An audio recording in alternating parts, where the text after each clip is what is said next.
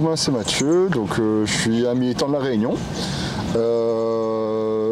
De quelle organisation je viens exactement? Là, on va dire que le cadre c'est plutôt le QG Zazalé, avec lequel on va dire je suis camarade de route. Donc c'est un petit peu un centre, on va dire, d'alternative à La Réunion. Maintenant, après, moi, je suis plus un militant qui est sur toutes les questions décoloniales, anti-impérialistes, etc., etc., quoi. Ok, merci. Alors, première question, Mathieu, qu'est-ce que vous avez pensé de la session sur la perte de la biodiversité? Je trouvais que c'était passionnant, surtout que c'était exposé par le professeur dont le nom m'échappe tout de suite là. Ouais, Vincent Florenz, c'est ça? Ouais, voilà. Ça même. Vincent Florenz, qui était vraiment, qui est du coup professeur à l'université de Maurice et qui exposait du coup la question de la perte de la biodiversité en prenant l'exemple de Maurice.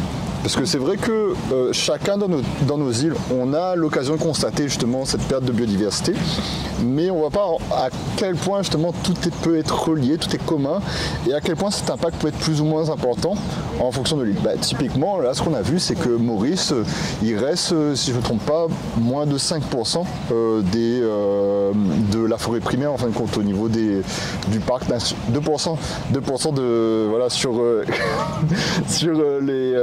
dans le parc national des gorges de la Rivière Noire. Voilà. Ok, merci. Alors Mathieu, peux-tu identifier des problèmes similaires dans ton pays? Oui, bien sûr. Alors, les problématiques ne sont pas forcément exactement les mêmes parce que La Réunion, disons que même si c'est les mascareignes, pareil, et qu'on a beaucoup d'espèces en commun, que ce soit végétales ou animales, on a encore beaucoup de forêts primaires parce qu'il y a le relief et donc on est à plus de 30% aujourd'hui. Maintenant, on a quand même pu constater que, notamment sur tout le littoral, il reste très peu de forêts et qu'il y a beaucoup d'espèces invasives qu'on peut trouver actuellement, hein, que ce soit le goyavier comme ici et à Hawaï comme le professeur en avait parlé. Beaucoup d'espèces aussi chouchous aussi qui envahissent beaucoup la végétation, notamment dans les hauts. Certains lézards, notamment il y a un lézard malgache qui est arrivé il y a quelques années qui est énorme. On dirait un lézard, il fait des pompes et tout.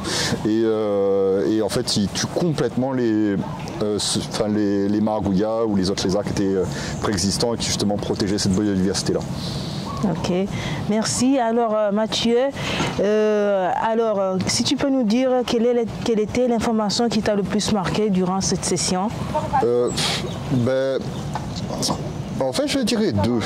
C'est d'une part, justement, voir la situation avec les échanges qu'on a pu avoir sur tous les camarades des différentes îles, que ce soit effectivement la situation à Maurice, la situation à La Réunion, la situation aux Comores, la situation à Madagascar, et voir qu'à chaque fois c'était compliqué, que justement il y avait soi-disant des mesures qui étaient prises pour la protection de la biodiversité et entraînées par les scientifiques, mais qu'à chaque fois il y avait des mesures politiques qui allaient à l'inverse de ça. C'est-à-dire, oui, soi-disant on va protéger la biodiversité, mais en fin de compte on fait un train pour le tourisme, sans regarder ce qui se passe. Oui, on va protéger la biodiversité, mais ça coûte cher, donc on va pas trop faire. Donc ça, c'est vrai que ça m'a beaucoup marqué. Et un truc tout bête, c'est quand il a parlé aussi du travail qu'il y avait en commun sur la réintroduction de certaines espèces, et notamment le perroquet de Maurice, qui devra être réintroduit là à La Réunion. Je trouvais ça intéressant de voir, même à cette échelle, justement, la coopération qu'il peut y avoir sur nos différentes îles. Ok, merci beaucoup Mathieu pour votre intervention et on se retrouve encore dans d'autres interviews. Super.